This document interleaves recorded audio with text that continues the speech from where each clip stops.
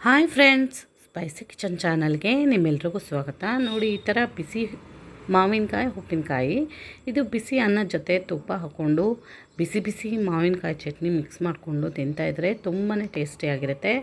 ಇದು 1 ತಿಂಗಳು 2 ತಿಂಗಳವರೆಗೂ ಸ್ಟೋರ್ ಮಾಡಿ ಇಟ್ಕೋಬೋದು. ತುಂಬಾ ಟೇಸ್ಟಿಯಾದ ಮಾವಿನಕಾಯಿ ಚಟ್ನಿ. 2-3 ಥರ ಮಾವಿನಕಾಯಿ ಚಟ್ನಿ ಮಾಡಿದ್ದೀನಿ ನಾನು. ಇದು ಒಂಥರ ಚಟ್ನಿ. ಇದರಲ್ಲಿ ಇದು ತುಂಬಾ ಈಸಿಯಾದ ಸುಲಭವಾದಂಥ ಚಟ್ನಿ. ತುಂಬಾ ಸುಲಭ ಇದು ಮಾಡೋದು. ಇದು ನೋಡಿ, ಮಾವಿನಕಾಯಿ ಅರ್ಧ ಮಾವಿನಕಾಯಿ ಇದೆ. ಇದು ಸಿಪ್ಪೆ ತೆಗೆದು ಹಾಕ್ಕೋಬೋದು, ಹಾಗೇನೂ ಹಾಕ್ಕೋಬೋದು.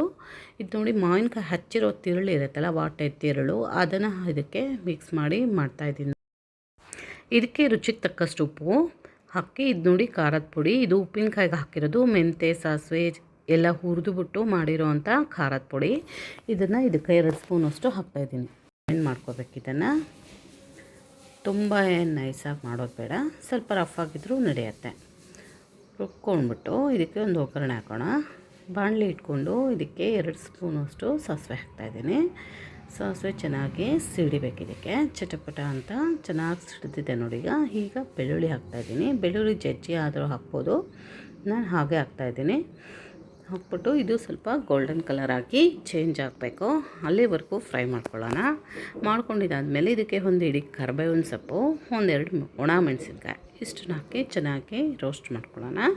ಇದಕ್ಕೆ ಸ್ವಲ್ಪ ಹಿಂಗೆ ಹಾಕೋಣ.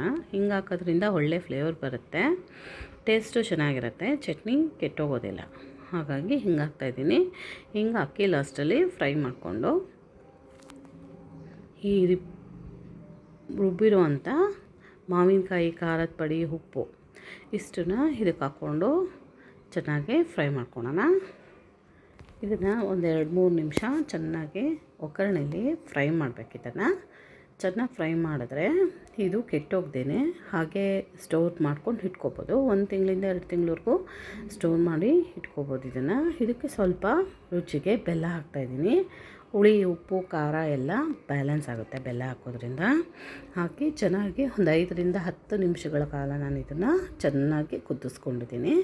ಕುದಿಸ್ಕೊಂಡ್ರೆ ಒಳ್ಳೆ ಟೇಸ್ಟಿ ಆಗಿರೋವಂಥ ಮಾವಿನಕಾಯಿ ಚಟ್ನಿ. ಇದು ತುಂಬಾ ಟೇಸ್ಟಿಯಾಗಿರುತ್ತೆ, ಬಿಸಿ ಅನ್ನದ ಜೊತೆ ತುಂಬಾ ಟೇಸ್ಟಿಯಾಗಿರುತ್ತೆ. ನೋಡಿ, ಈಗ ಸರ್ವ್ ಮಾಡ್ತಾಯಿದ್ದೀನಿ ಬೌಲಿಗೆ. ಈ ಥರ ಗಾಜು ಬೌಲಿಗೆ ಹಾಕಿ, ಬಾಟಲ್ಗೆ ಹಾಕಿ ಫ್ರಿಜ್ಜಲ್ಲಿ ನೋಡಿ. ಇದು ಬಿಸಿ ಬಿಸಿ ಅನ್ನಕ್ಕೆ ಸರ್ವ್ ಮಾಡ್ಕೊಂಡು ತಿಂದರೆ ತುಂಬಾ ಟೇಸ್ಟಿಯಾಗಿರುತ್ತೆ. ಇದು ಮಾವಿನಕಾಯಿ ಉಪ್ಪಿನಕಾಯಿ. ಈ ಥರ ಒಂದು ಸರಿ ಟ್ರೈ ಮಾಡಿ ನೋಡಿ. ಟೇಸ್ಟಿ ಮಾವಿನಕಾಯಿ ಉಪ್ಪಿನಕಾಯಿ. ನಿಮಗೆ ನನ್ನ ವಿಡಿಯೋಸ್ ಇಷ್ಟ ಆದರೆ ಪ್ಲೀಸ್ ಲೈಕ್ ಮಾಡಿ, ಶೇರ್ ಮಾಡಿ, ಸಬ್ಸ್ಕ್ರೈಬ್ ಮಾಡ್ಕೊಳ್ಳಿ ಫ್ರೆಂಡ್ಸ್. ಟೇಸ್ಟಿಯಾದಂಥ ಮಾವಿನಕಾಯಿ ಉಪ್ಪಿನಕಾಯಿ ನೋಡಿ, ಎಷ್ಟು ಕಲರ್ಫುಲ್ಲಾಗಿ ಟೇಸ್ಟಿಯಾಗಿರುತ್ತೆ ಇದು. ಈ ಥರ ಒಂದು ಸರಿ ಮಾಡಿ ನೋಡಿ.